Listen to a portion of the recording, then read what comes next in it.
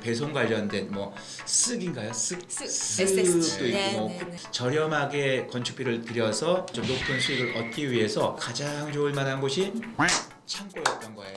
크게 창고를 세 가지.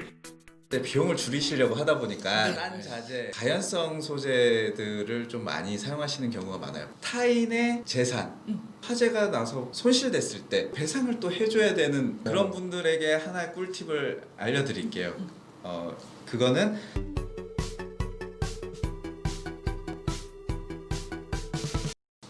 안녕하세요, 홍 반장입니다. 자, 오늘도 부동산 수익과 부동산에 대한 안전장치 두 가지 양쪽의 토끼를 다 잡아보자. 오늘 두 분 모시고 이야기 나눠보려고 합니다. 어서 오세요. 안녕하세요, 이종입니다. 네, 안녕하세요. 자, 최근에 화재로 이슈가 됐던 건들이 있었죠.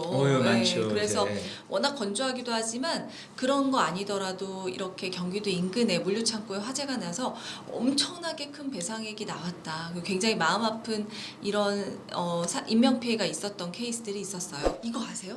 내가 살고 있는 집 주변에요. 주변에도 이런 류의 창고들이 많고 또 내가 만약 가게를 운영하고 있다면 내 가게 옆에도 이렇게 공간을 창고로 활용하고 있는 곳들도 꽤 있다라는 얘기를 제가 최근에 들었어요. 그래서 그만큼의 큰 배상 책임이 발생되진 않겠지만 그래도 이런 불이 잘 날 수 있는 공간들이 있다라는 거에 대해서 우리가 인지하고 있어야 될 것 같다는 생각이 들었거든요. 맞아요? 그럼요, 맞죠. 잘 이해한 거 맞아요? 좋아요. 네네. 네. 그래서 교수님, 지금 제가 궁금한 게 진짜 요즘 일반 건물에도 창고들이 많이 있는지 이런 창고라고 얘기하는 게 낯설긴 하거든요. 어떤 형태가 네, 있는지. 그다음에 창고는 네. 조금 그동안 좀 별개의 어떤 뭐 영역 이렇게 좀 보여줬고 네, 뭐 네, 부동산에서도 좀 이렇게 창고에 대한 개념은 이렇게 주된 그런 용도에 속하지 않았었는데 최근에 여러분들 뭐 온라인 쇼핑 이런 것들이 많이 또 그 활성화되고 네, 네. 또 코로나19로 인해서 요새 배송 관련된 뭐 쓱인가요? SS. 쓱도 있고 네, 뭐 네, 네. 쿠팡 관련된 맞아요. 것도 있고 뭐 네. 배달의 민족 등등 이런 게 있으면서 아무래도 그 서울 혹은 도심에서의 연계성이 좀 아주 좀 접근성이 용이한 곳에 크고 작은 창고들이 많이 만들어지고 있어요. 우리가 큰 뭐 물류 창고도 있지만 네네. 사실 크고 작은 창고들이 많이 있는데 이런 게 최근에 늘어나고 있는 이유는 뭐 여러 가지 이유가 있습니다. 가장 큰 건 말씀드렸던 것처럼 온라인 시장이 커지면서 발생된 것인데 또 하나는 이 토지 소유자들이 네네. 토지만 소유하고 있다 보니까 이 토지에 대한 어떤 그런 활용에 대한 부분 또 수익에 대한 부분이 좀 약해요. 저렴하게 건축비를 들여서 또 약간의 좀 높은 수익을 얻기 위해서 고민해 보니까 가장 좋을 만한 곳이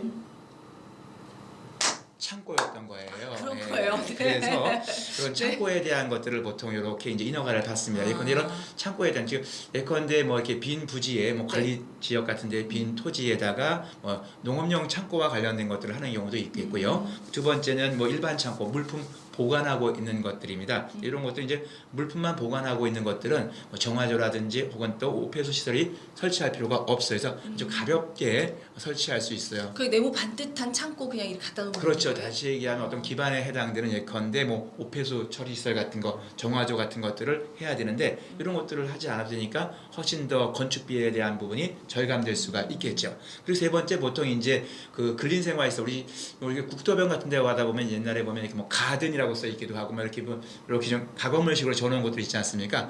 그런 것도 이제 이종 근린 생활 시설로 허가를 받아서 보통 창고용으로 많이 쓰이고 있는데 요런 이종 근린 생활 시설로 지어질 때 창고 용도에 대한 경우는 오폐수에 관련된 부분이라든지 정화조에 관련된 것들은 이제 별도로 설치가 이루어져야 됩니다. 그래서 보통 사무실로도 쓰이고 제조업으로 쓰이기도 하고 또 보통 이렇게 겸용으로 많이 쓰이고 있는 창고가 보통 이종 근린 생활시설에 해당되는 창고 이렇게 해서 크게 창고를 세 가지 예컨대 농업용 창고, 두 번째 일반 물품 보관 창고, 세 번째 근린 생활시설과 연관된 창고 이렇게 좀 구분할 수가 있어요. 그렇구나.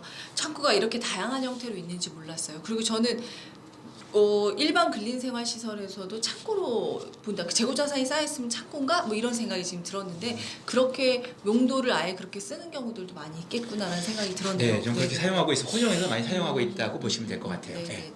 자, 그러면 이런 창고를 운영하는 데 있어가지고 가장 중요한 게 이것도 마찬가지로 우리가 수익을 내야 되니까 위험에 대한 안전장치가 필요할 것 같아요. 네, 많은 분들이 이렇게 수익형으로 창고를 만드시거나 이렇게 투자를 하시는데요. 네네네. 다만 보험 쪽에서는 이러한 창고들이 가급적 건축하실 때 비용을 줄이시려고 하다 보니까 네, 그렇죠. 네. 바로 그거예요. 싼 자재 그리고 가연성 소재들을 좀 많이 사용하시는 경우가 많아요. 판넬이나 샌드위치 패널 구조이죠. 이럴 경우에는 화재가 났을 때 제대로 진압이 안 되거나 더 활활 타는 경우가 많아요. 그래서 손해가 커지게 되고 건축 면적 대비해서 재고 자산의 가치가 보통은 더 높거든요.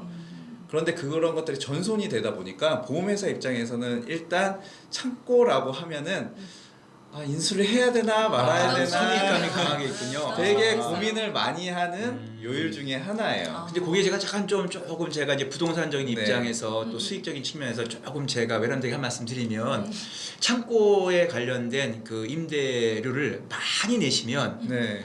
건축주가 혹은 또 예컨대 좋은 창고를 지을 텐데 보통 우리가 평당 한 2, 3만 원 정도 이렇게 받게 되는데 뭐 비싼 땅값에 사실 뭐 이렇게 그 창고를 지을 때 거기에 투자되는 금액이 예를 들어서 막 한 10억 가까이 투자가 됐는데 거기서 나오는 임대 수익에 대한 부분은 상당히 좀 한정이 되어 있다 보니까 그런 부분에서 약간의 좀 이렇게 좀 건축비를 좀 저렴하게 하려고 하고 있고 또 이것이 이제 보통 그 가건물 형태예요. 우리가 그때 이게 영구 건물로 짓지 않고 또 언젠가 또 철거해야 되기 때문에 철거를 손쉽게 하기 위해서 좀 가볍게 가다 보니까 화재랑 연결되면서 화재가 나면 큰 피해가 발생되고 맞습니다. 또 그러면서 또 이렇게 보험회사에서 아무래도 좀 가입을 좀 꺼려하는 이런 것들이 좀 생긴 것 같아요. 그럴 수 있을 것 같아요. 근데 말씀하신 것처럼 내가 큰 규모로 운영해서 큰 시스템이 갖춰지면 그럼 더 좋은 선순환이 되는 거죠.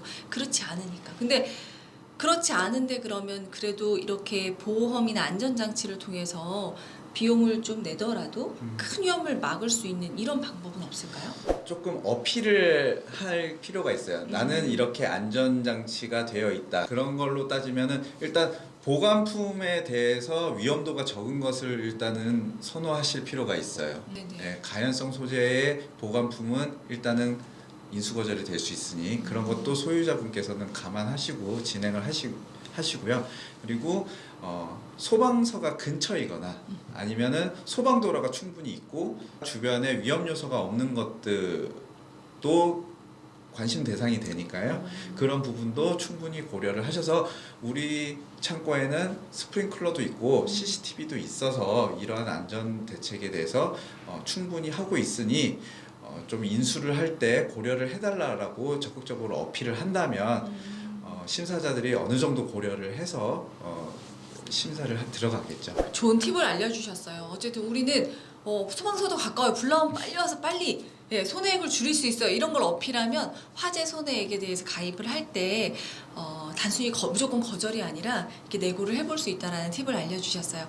자, 그러면 창고를 만약에 아까 우리 교수님 말씀해주신 것처럼 농지용 예, 농업용 창고, 농업용 창고, 일반 창고, 근생에 있는 창고 이렇게 있다라고 하셨는데 이런 창고에 있는 내가 이걸 갖고 있는 사람이 아니라 그 창고에 그냥 임대만 할 수도 있고 아니면 그 창고를 내가 지어서 아까처럼 임대 줄 수도 있고 다양한 방법이 있을 텐데 여기에 따른 이제 보상은 어떻게 준비를 하는 게 좋을까요? 보통 저희가 요즘 들어서 가장 중요하게 여기는 게 배상 부분이에요. 맞아요. 배상의 배상, 책임은 계속 네. 높아지고 있어요. 그러니까 내가 내 물품을 사서 보관을 하는 거면 화재보험에서 동산으로 들어갈 수가 있거든요. 그런데 타인의 재산, 즉 타인의 재고 자산을 보관하는 것들은 결국 그것이 화재가 나서 손실됐을 때 네네. 그걸 배상을 또 해줘야 되는 위험 요소가 있어요. 내 창고에 네. 어떤 물품을 받아서 보관을 해줬는데 불나서 이게 소멸이 되면 내 입장에선 이 물건을 맡긴 사람한테 배상해줘야 된다. 물론이죠. 맞네요. 네, 그래서 창고 저희가 보관자 배상 책임이라는 부분이 있어요. 보관자 배상 책임. 네, 그리고 그 안에 특약으로서 창고업자 배상 책임과 임차자 특약 그리고 화재 배상 특약 세 가지가 주로 관련되어 있고요. 네네. 그 중에서도 창고업자는 주로 비례 보상으로 하고 열거 상태예요. 그러니까 어떤 게 있는지 열거를 해놔야 네, 되는 딱 거예요? 열거돼 있는 것만 보상을 해주도록 되어 있어요. 그리고 특정 소유자의 특정 물건에 대해서 이미 가입을 할 때부터 되어 있는 것들에 대해서만 하는 것이 좀 특징이죠. 그럼 제가 하나 먼저 여쭤볼게요. 제가 얼마 전에 컨설팅을 해서 제 친구가 꼬마 빌딩을 하나 매입을 했어요. 네. 신설동역 쪽에 있는데 그 신설동역 주변이 아무래도 홍대문이랑 이렇게 연결되어 있다 그렇죠. 보니까는 그 지하에 의류 창고가 이렇게 들어가 있고요. 음. 그리고는 1층에는 중개업소 그리고 또 이렇게 커피숍이 있고요. 2층에는 또 이렇게 음식점이 이렇게 있고 그다음에 3층에는 또 이렇게 사무실로 의류 사무실로 쓰고 있는데 이럴 때 그러면 그 지하 같은 경우는 창고가 의류 창고로 되어 있는데 이런 경우도 그러면 뭐 화재보험에 가입할 수 있는가 또 그걸 뭐 근생으로 보는 건지 또 창고로 보는 건지 좀 궁금해요. 일단은 저희가 창고로 보험에 있어서 가장 중요한 것은 건물의 구조죠. 건물의 구조. 그래서 지금 말씀하신 근생시설 같은 경우에는 철근 콘크리트 구조로 네, 되어 있기 때문에 잘 만들었어요. 네, 안정적이죠. 아. 그리고 보통 아까 말씀하셨던 것처럼 지하 부분을 제외한 나머지는 임대 수익을 내고 있는 구조로 되어 있고요. 그러다 보면 밑에 창고는 그냥 저희가 창고 요율이 있어요. 그래서 네. 보통품 같은 경우에는 그냥 인수를 많이 해주고요. 그럼 그런 거는 제 친구가 건물주가 가입하나요? 아니면 거기에 이제 임차인이 또 가입하나요? 아니면 임차인과 임대인 동시에 가입하나요? 어떻게 되죠, 그러면?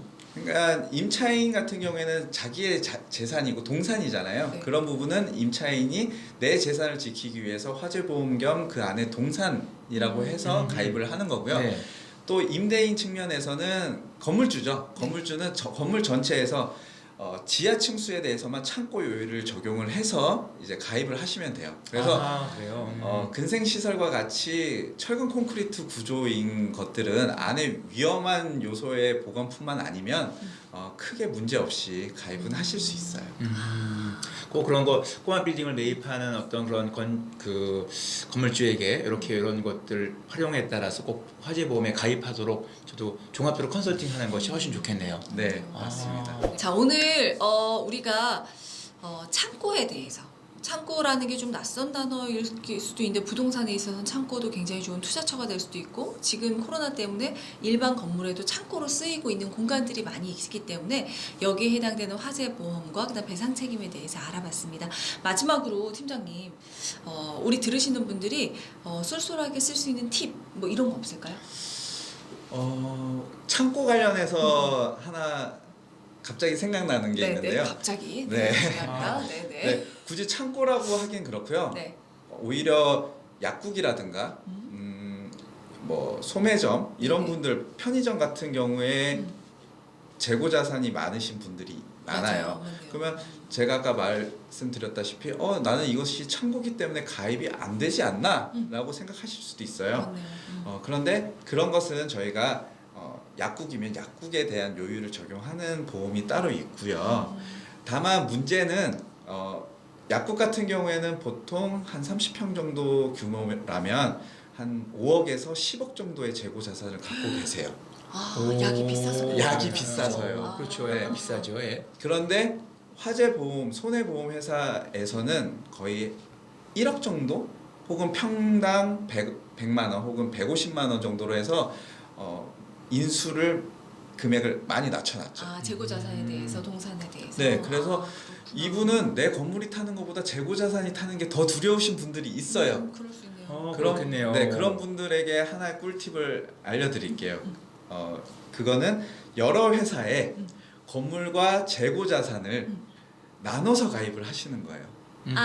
받아주는 만큼 여러 회사에 각각 가입한다. 그렇죠. 아하. 그러니까 중복보험 개념인데요.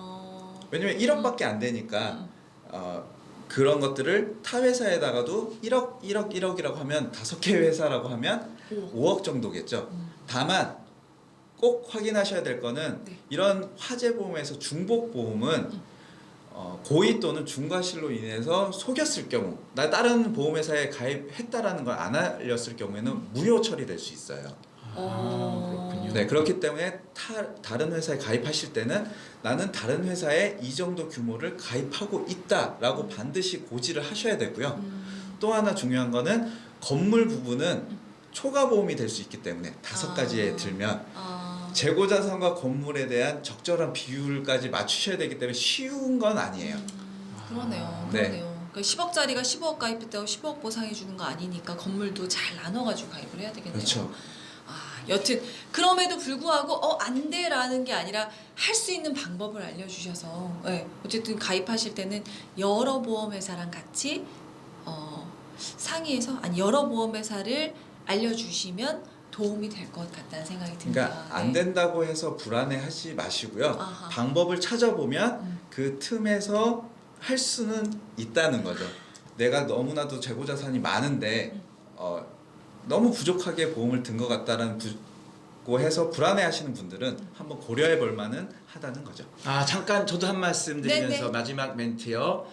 보니까 창고 임차인 위에 창조주가 존재하고 창조주 위에 건물주가 존재하면서 건물주 위에 보험이 존재한다는 걸 또